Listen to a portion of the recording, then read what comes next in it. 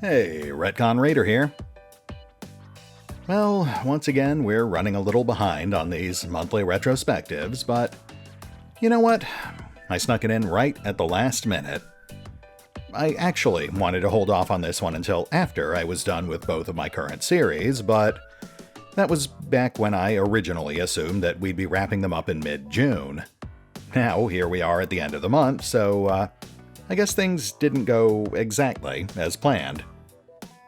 That said, let's go ahead and check out those numbers for May, and then we'll spend some time talking about Gears and Chimera Squad, as well as what we've got coming up in July. First up, it looks like May was a decent month. Obviously not as strong as April, since that was right on the cusp of our massively successful Wasteland 3 beta series, but it was still pretty good. Overall, we pulled about 330 new subs, 143,000 global views, and roughly 27,000 hours worth of total watch time.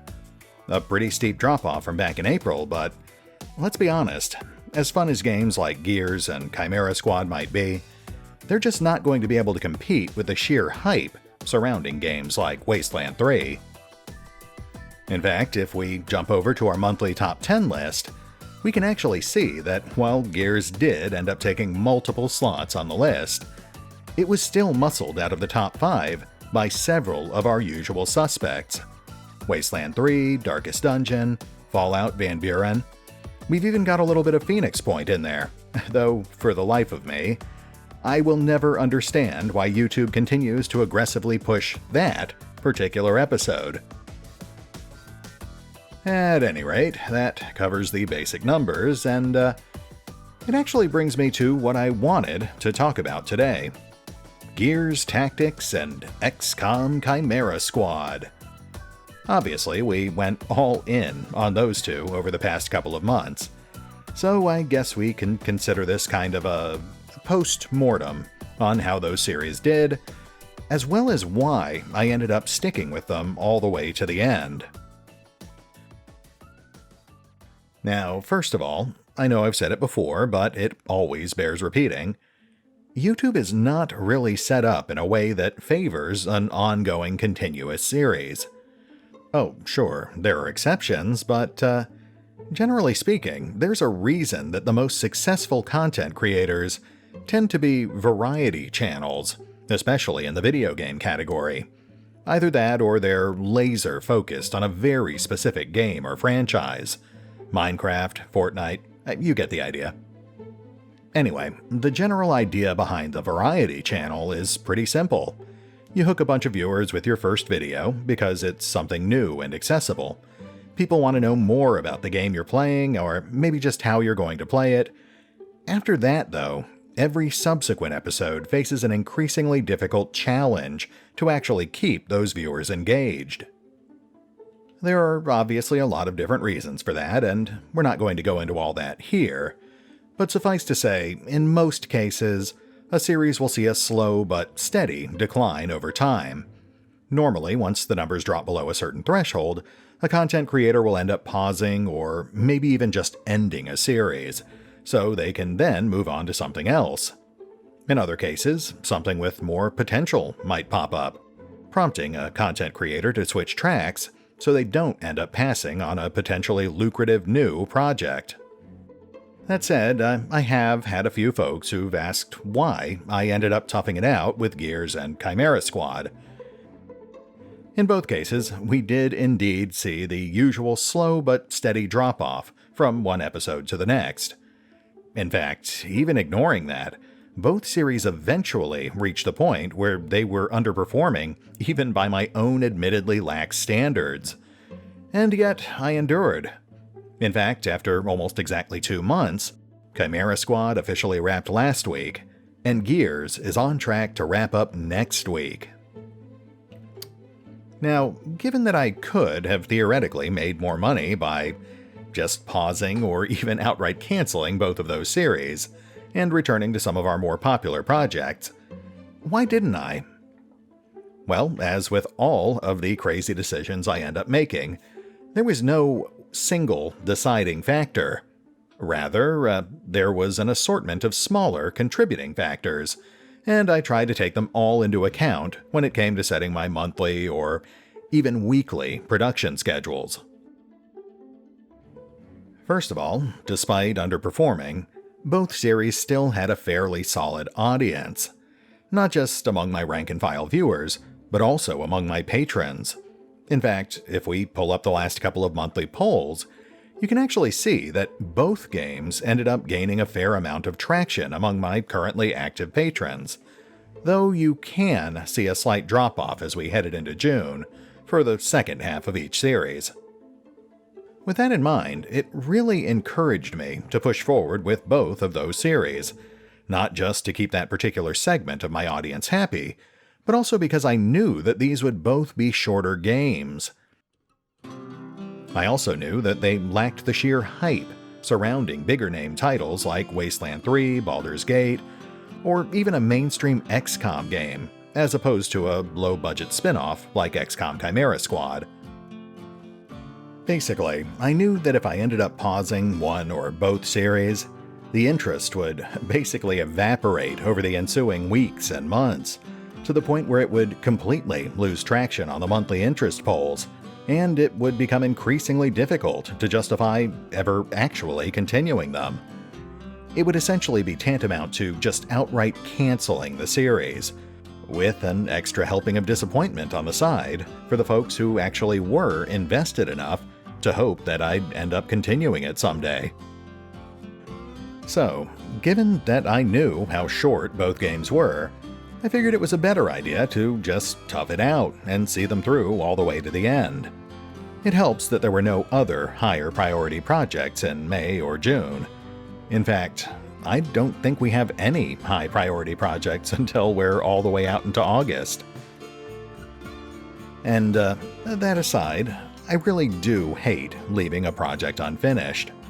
I never start a project with the intention of leaving it incomplete, though that can get into a bit of a weird area when you're talking about a series about an alpha or beta, or some other incomplete version of a game.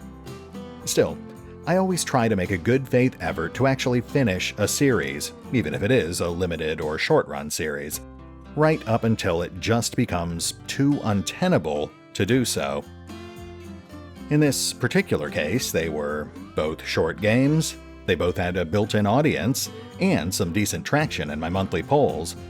And, to be perfectly honest, I really just wanted to add 2 more names to my small but growing list of officially completed projects.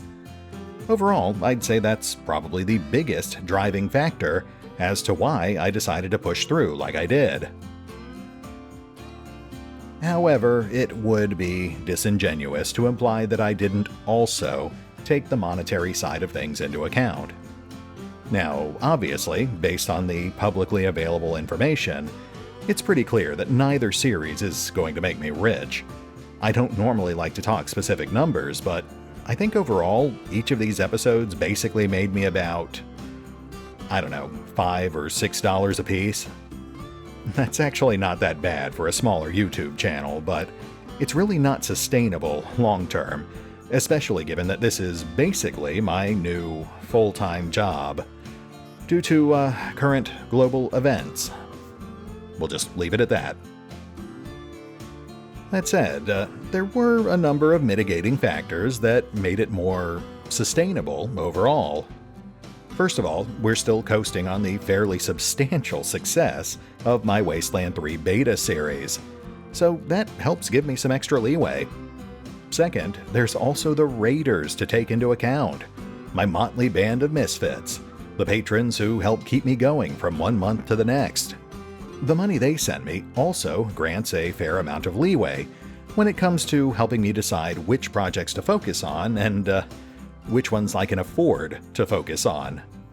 And like I said before, it was obvious that several of them clearly had a vested interest in the currently running series. In fact, one of them, who shall not be named yet, even went so far as to actively sponsor one of those 2 series. To clarify, that does not mean he's an actual sponsor, not in the corporate sense anyway. I think I've seen a lot of other channels basically label similarly generous patrons as executive producers, just to avoid that sort of confusion. Suffice to say, he had a keen interest in seeing me play more Chimera Squad, so he expressly donated extra money to encourage me to do just that. Aside from that, I also mentioned it last month, but Microsoft did end up sending me a very nice gift box as thanks for even considering making a video. I mentioned it last time, and I will say it again here. I was not expressly paid to make any of those videos about Gears Tactics. They just offered me an early copy of the game, told me I was welcome to make one or more videos about it, if I wanted to, and then asked if I wanted a gift box, which I did. I think at the time, the details on the gift box were actually pretty vague. It just listed some pretty basic stuff, like a Gears Tactics mousepad and poster. I was actually shocked when I received that thing, and it turned out to be a 5-pound plastic ammo crate, stuffed to overflowing with an assortment of Gears-branded memorabilia. I think the idea was that they were hoping I would do some sort of unboxing video, but that's never really been my thing, and even if it were, it's not like I have a camera. Not since Ellie decided to destroy my old digital camera early last year. Anyway, I'm getting a little off topic, but suffice to say that the absolute jewel of that lovely little gift box was an i7-8086K processor. Basically a paperweight for someone with my rudimentary level of computers, but it turns out it's apparently one of the small handful of assorted components that I just happened to need to get my old computer back up and running. That right there saved me an estimated $200, which is money in my budget that I could then allocate to other expenses, and once again gave me even more leeway when it came to setting my monthly production schedule. Now, obviously, that covers all the biggest contributing factors to why I decided to see both Gears and Chimera Squad through to their end. But there is one last factor I haven't mentioned yet. To put it bluntly, I was having fun. That might seem like a small thing. I enjoy playing plenty of games, most of which I never actually make any videos about.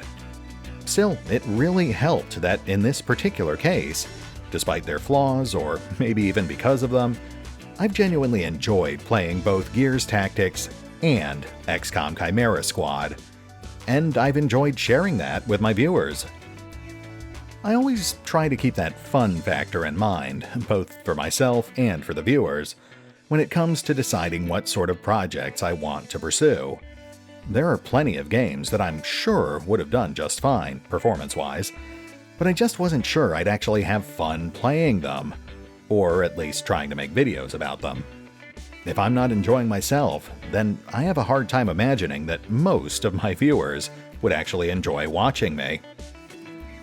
And yes, I am including games like Battle Brothers and Darkest Dungeon in there because, despite my belly aching, I do enjoy being challenged.